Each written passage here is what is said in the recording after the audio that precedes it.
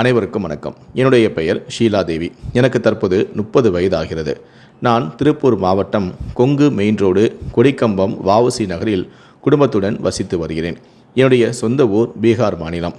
என்னுடைய கணவனின் பெயர் மிதுன் தாத்தியா.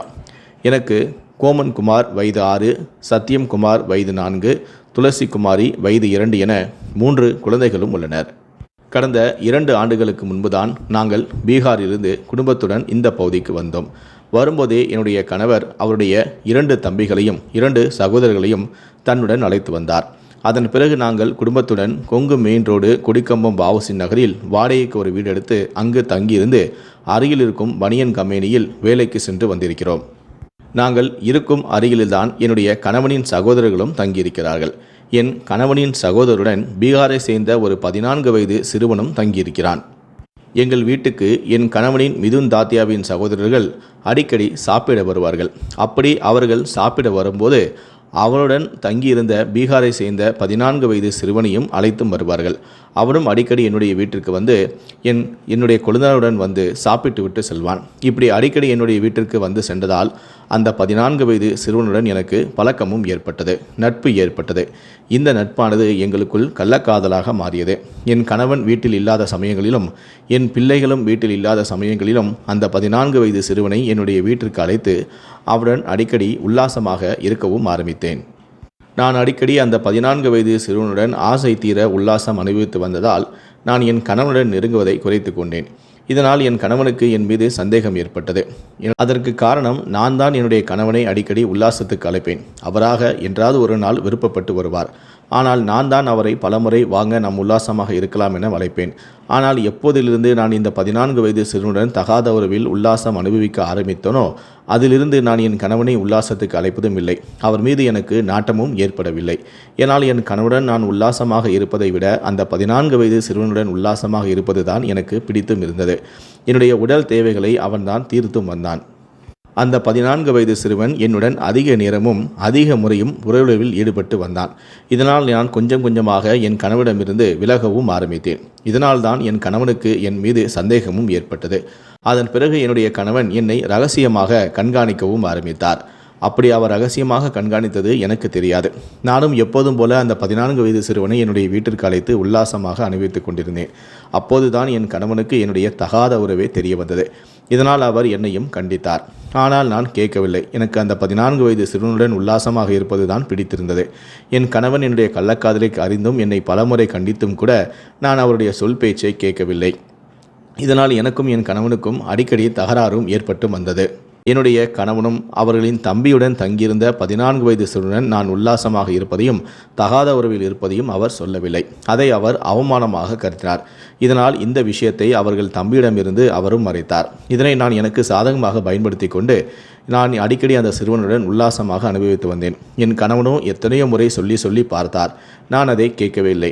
இதனால் என் மீது வெறுப்படைந்த என் கணவன் இவளுடன் எத்தனை நாளுக்கு தான் சண்டை போட்டுக் கொள்வது என வெறுப்படைந்து என்னுடைய குழந்தைகளை அழைத்து கொண்டு மறுபடியும் அவர் பீகாருக்கு சென்று விட்டார்.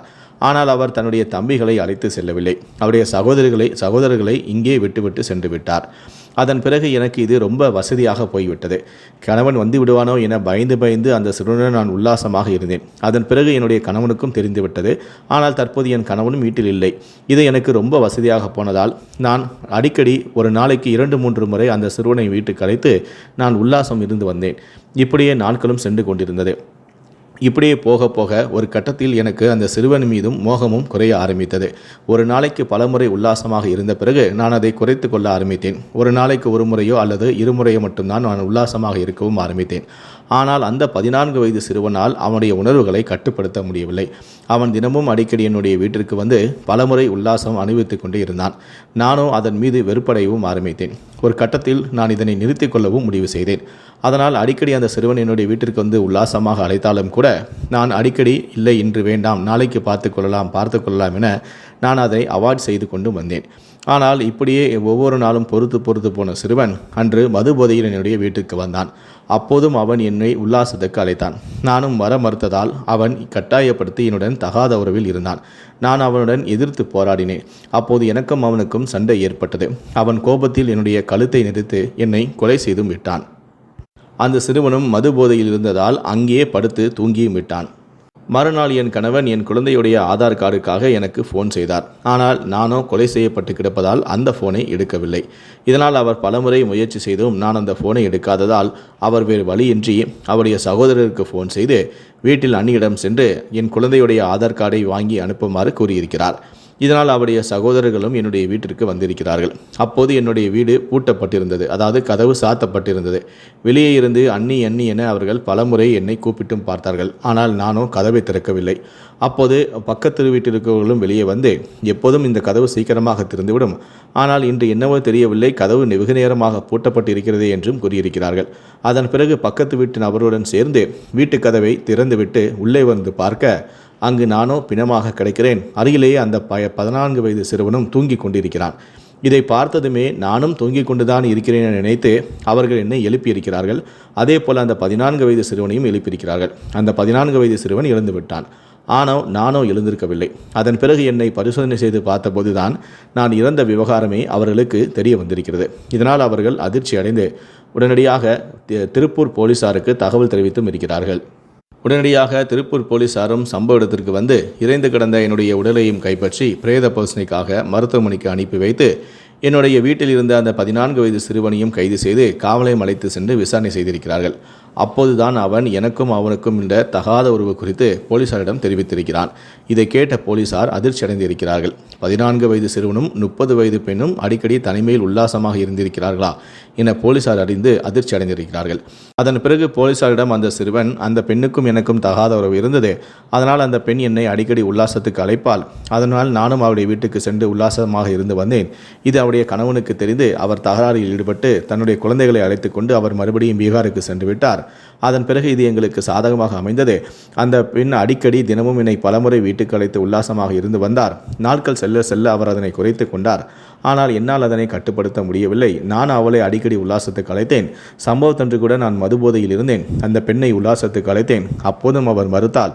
அதனால் அந்த பெண்ணுடன் சண்டையிட்டு கோபத்தில் அவருடைய கழுத்தை நிறுத்தி கொலை செய்து விட்டேன் எனவும் அந்த சிறுவன் போலீசாரிடம் வாக்குமூலமாக அளித்திருக்கிறார். இதை கேட்ட போலீசார் அதிர்ச்சியடைந்து கொலை வழக்கு பதிவு செய்து அந்த சிறுவனையும் கைது செய்து நீதிமன்றத்தில் ஆஜர்படுத்தி சிறையிலும் அடைத்திருக்கிறார்கள்.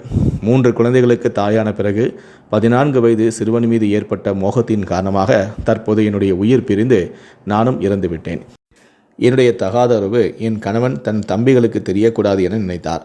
ஆனால் அவருடன் தங்கியிருந்த அந்த சிறுவன் என்னை கொலை செய்து எங்களுடைய தகாத உறவை அனைவரும் அறியும்படி செய்துவிட்டான். இதை பற்றி உங்களுடைய கருத்துக்கள் என்ன அப்படிங்கிறத கீழே இருக்கக்கூடிய கமெண்ட் செக்ஷனில் மறக்காமல் சொல்லுங்கள். முடிந்த அளவுக்கு இந்த வீடியோவை மற்றவங்களுக்கும் ஷேர் பண்ணுங்கள். மேலும் இது போன்ற பல வீடியோக்களை பார்க்கணும் அப்படின்னு நினச்சிங்கன்னா மறக்காமல் சேனலை சப்ஸ்கிரைப் பண்ணுங்கள். நன்றி, வணக்கம்.